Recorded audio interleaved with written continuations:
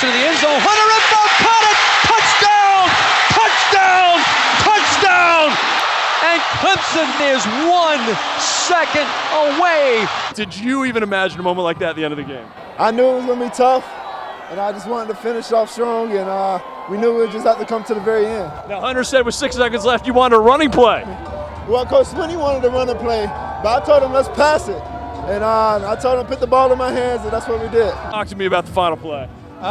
So we actually had it called at the end of the third quarter, and we actually didn't call it or play it, and so just called it. It was awesome. It was awesome. Well, we knew we were in a situation where we felt like we had points. We had 6 seconds. It was a sprint out. Either it was going to be there or the ball was going to be incomplete. Call timeout, have 2 seconds left, kick the ball.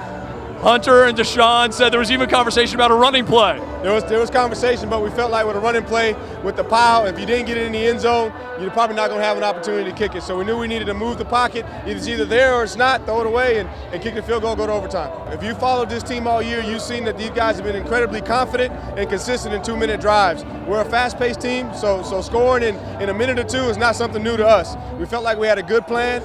They were consistent in the looks that they gave us, and guys just made huge plays. And what you saw was the heart of our team, the heart of Clemson.